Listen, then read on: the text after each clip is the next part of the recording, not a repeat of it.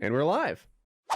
Yeah, thanks for coming on, Kitty. You gotta play some Magic on Xbox. Oh, we didn't talk about Magic! No, we didn't. You spent the time I could sit discussing stuff that I couldn't. Oh, god damn it. All right, well next week. I'll catch you later. All right, see ya. Oh, yeah. Magic. Was that a cool card? I don't even know. It looked like a promotional, like a larger card. Yeah, I got that's what I thought too. I got my chittering mass together the other day. It's the two cards that you flip over and put together and make the giant mega card. I love that. That's awesome. Yeah, I like that new thing they did with the combining cards together. Yeah, we've been playing it. We played a little bit the other night, Kitty and my girlfriend and I. I got a poker table and got all those goddamn thousands of cards out, and we started organizing them, and then we built some decks and played for a few hours. Really you really must have spent a long time organizing it, because that picture is thousands and thousands of cards. Yeah, so many. It's a lot of goddamn cards. I have everything separated now by color and type. So the red sorceries are by themselves, and the black instants are by themselves. So soon we will begin the process of putting every single one of them in a binder that I can flip through. I'm doing it. I don't care. Everybody's like, no, don't put them in a binder. That's stupid. It's like, no, I want to be able to go, I need to look at my red instants. I need all my red spells. I need to look at them. And I'm going to crack up I got a 6-inch binder. All right. A 6-inch binder. It holds thousands of pages. And I got enough pages to hold thousands of cards. And, I'm going to have them all there. And I'll be able to flip through every single copy. If there are cards I've got 6 or 8 copies of, it's just how I want it done. It's like it's be done. You have such organized. A big collection now that it's going to take so many more books of pages to do it than you think. It's going to look like, what Saruman's library in Orthanc looks like, where it's just floor to ceiling, just books the whole way. You're going to have to be like, I need tome number 60 from the 5th floor. You have one of those wheelie ladders to get around. Like that's you're going to be surprised at how many of these cards I get into just one 6-inch binder, because one 6-inch binder holds thousands of pages, and each page that I purchased holds 9 cards. I know you're supposed to go 4x4 or whatever, but I don't give a fuck. I got 3x3 because that's what I wanted to do, and I got like enough pages for 2,700 cards. So we'll see what 2,700 cards in a binder looks like, and then if that works, I'll get another binder. I say this out of experience, because I've had that same idea. Like 6,000. I've had the same idea to put everything in a binder before. You will accidentally carry one binder too far forward one time, and every card will pour out into an amalgamated mess on the ground, and you will go, that's why Taylor said to keep them in a box. I see. Because I've done that. Right out the top. It is enraging if you accidentally tilt your binder, and let's say you have 5 copies of one card, 4 copies of one card, and so you put 4 in that same sleeve, Yeah. And then you need 2. And so you take 2 of them out of that sleeve. That sleeve is now stretched out. And so the tiniest little tip forward, anything less than 4 cards is going to slip right out. I'll never put more than 1 card in each sleeve. Each copy, like if I've got 8 copies of a card, then one page will be 8 copies of that card. 3, 6, and then 2 more at the bottom. And then there'll just be another card there. Every card gets its own fucking slot, so I can see every card. I just like it because it's easy to carry the box around and fasten it shut, and if you drop it, it's like, oh, okay, at least nothing happened. But with those binders, if you drop it upside down, just gonna shake everything right out of there, and it's annoying. That sounds like a nightmare scenario, and I'm glad you warned me of it, because I wasn't quite sure how the cards are fixed. Erect. Yes, because it's just an open little sleeve at the top that you slide it into, and then it's easy for it to slide out occasionally. Well, I'm looking forward to getting them organized. It felt so much better just getting them out of there, just a complete homogenous mixture of every fucking thing. You feel like you did something, Yeah. Well, I don't know if I go that far, but I did get all those goddamn cards organized, and it feels a lot better. There's so many fucking cards. I have been trying to play Total War Warhammer, and oh my God, I am a retarded person because I can't figure combat out in this game. I'm watching the videos. I spent hours the other night watching a whole play. You know, when you come across like a let's play and it's 30-minute sections for the same thing like Civ, and you're like, who is watching this whole thing? Like, I always wondered that. I watched a whole one of those, hours in length, the whole time being like, okay, yeah, I see how he organized that troop there. I see what he did. Okay, that's how you organize it. And I go in and immediately I'm trying to wrangle cats as I'm like, all right, spearmen up in the front. No. That's exactly the opposite of what I wanted you to do. Don't charge forward. Don't make yourself exhausted. Don't run right into their cavalry or whatever the fuck. And it is, I'm trying so hard. I'm building the battles and they have it set. So if I'm like playing goblins versus elves or whatever, it'll give the elves a pre-sized army and everything. Because all the game is just enormous contingents of thousands of troops in formation on not random, but different battlefields. It can be attack and defend, siege situations, open field, forest, and then you have to attack. And so you're organizing 20 contingents of dozens, if not hundreds of units. And mixing different units together. Being like, all right, I got to make sure that, I place my cavalry over there. They're in the forest, so they won't be spotted. Oh, they've been spotted. I got to get them out of there. Oh, shit, I didn't look over there for a while, and they sent a contingent of trolls, and they're giving a lot of hell to those guys. All right, back them up. Sight matters, and that's just the macro of the game. I feel like an idiot trying to play it because it is so difficult to get this. Well, I'm glad I didn't get into it.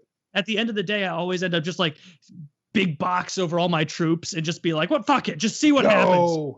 And then it's just not panning out. I want to figure it out. I'm glad I didn't get into that. I could see it looked like a lot of fun, but it is fun, but it's hard. It looks like the macro part of it looks fun, and then the micro of it looks really difficult too because there's so much to know. It's not just like, oh, I've got a dragon. I guess that matches up well against skeletons. It's like, that's not how it works. Like you gotta know what matches up well against what and what special abilities you can use and when. And it looked very difficult. The battle, like the actual battle scenes themselves, are on a level at which I've never seen any other video game come close.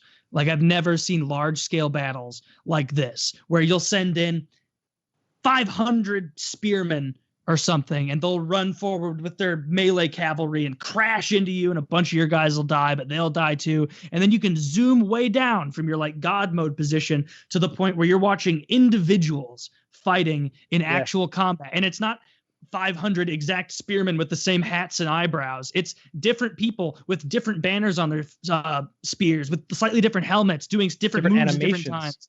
Yeah. Different animations. The Minotaur animation, when those are fighting, every once in a while it'll just gore someone to death, get it stuck on their horn, and then shake them off, or just something crazy like that. It's real neat. I just can't get anything that I want to happen. Yeah, and so that is it's quite a conundrum. But I'm enjoying it overall. It's a good challenge. I'm not quite ready to take up that mantle just yet. I'm still enjoying Magic and learning at that.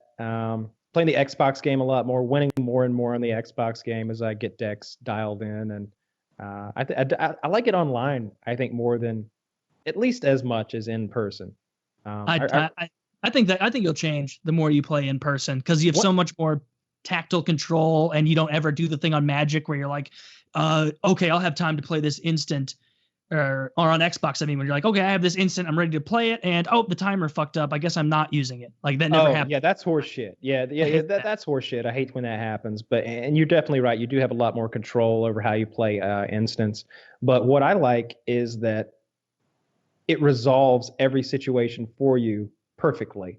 Like there are some times where I won't, like if there's a stack and I don't know quite how the stack resolves, and if I've applied an enchantment to this card and then the instant comes in, do I shed that enchantment into my graveyard? I don't always know exactly how things should play out 100% of the time. I can do the basic math of a 3-2 versus a 1-1, but sometimes it's more complicated than that, and I don't know quite exactly what the rules are. So it's nice that the game is like bada boom, bada bing, you win. Spells resolve top down. So if I play a creature and you counter it, that is now on top of my creature in the stack. Neither spell is resolved. If I then counter your counter, now that's on top of the stack. And so we resolve my counter, which counters your card, which means that then my creature resolves as anticipated by me. Yeah, sounds terrible. Sounds like if you had a computer to just boop, do that for you, it'd be a lot nicer. Just remember top down. But yeah, I'm glad you're liking it a lot. I haven't played as much on Magic the last couple days because I've been trying to fucking figure this war game out. I just give up on that. No, but it's like you and 18 guys playing it in the world, and you're watching their videos. Like against computers. I haven't even played a real person yet because I'll just get butt fucked. I guarantee it. But it's neat. Like I really want to figure it out because these total war games, like it's such a cool large scope thing that you feel like you're using real tactics. Because in Age of Mythology rather. Like you can organize in your formations and whatnot of, I'm going to send my hoplites in and I'm going to send my mythical, trolls in over here and do this.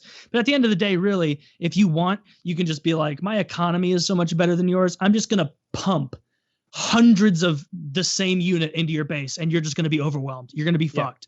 That will not work in this game. Like this game, if you're just like, all right, I'll just make it so my army's 20,000 of the cheapest units and just overwhelm them. Like, no, it won't work because they'll finagle you out with tactics or you feel like you're really an actual battle commander, as lame as fuck as that sounds.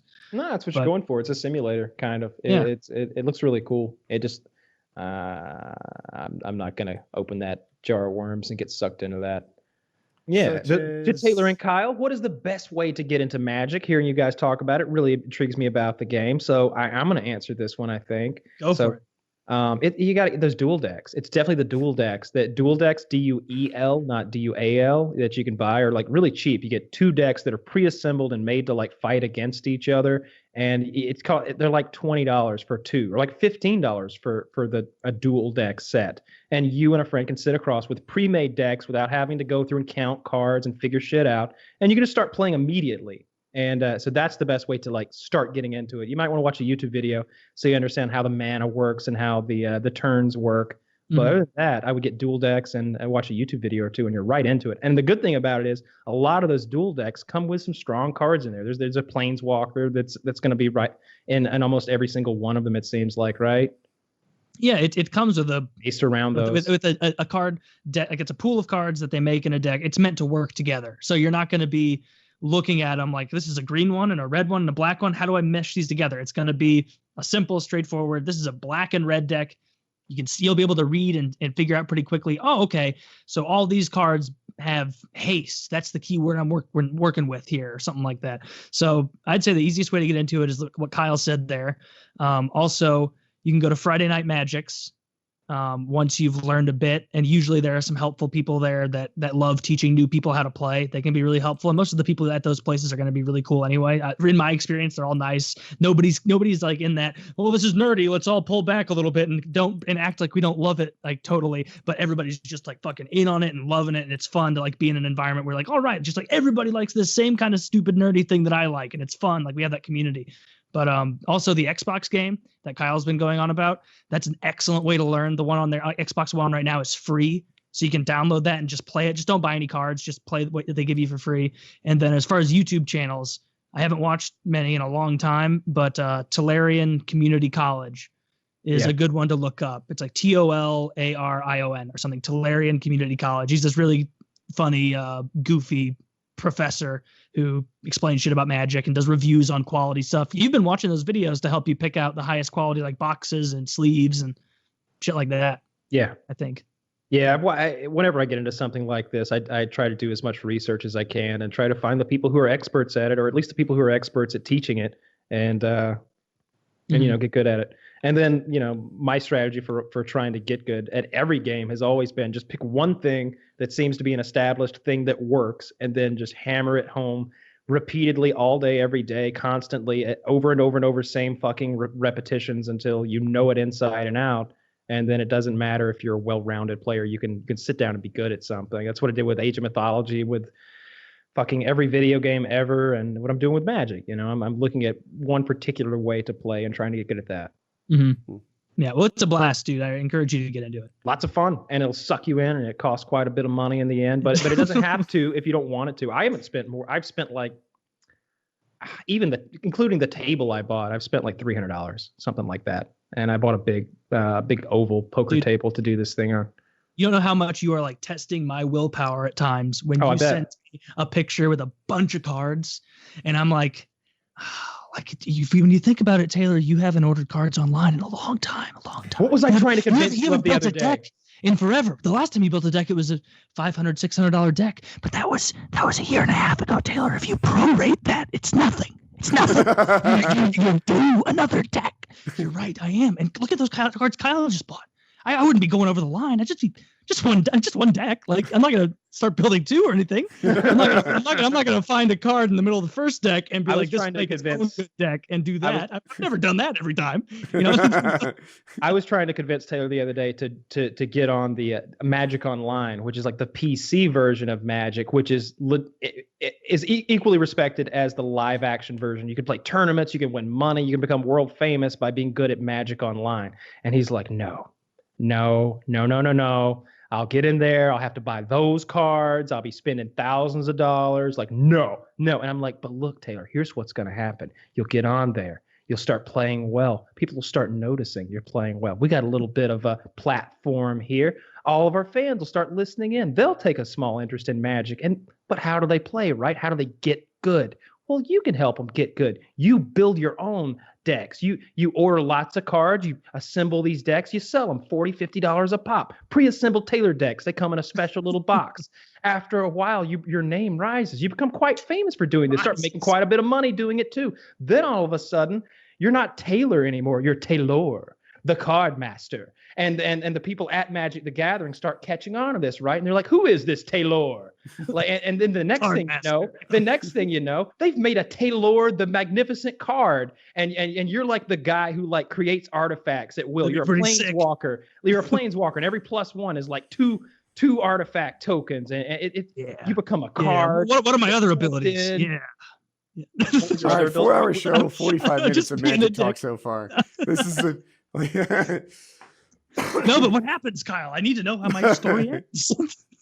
We're going to transition to the new lawn mowers. This year, John Deere's coming out with a 14 horsepower fucking lawnmower. That's all right, amazing. Do you know how wide that deck is? We're talking 60 inches of cutting power. First of all, 14 horsepower and 60 inches is less than anything I own. But next question. Yeah.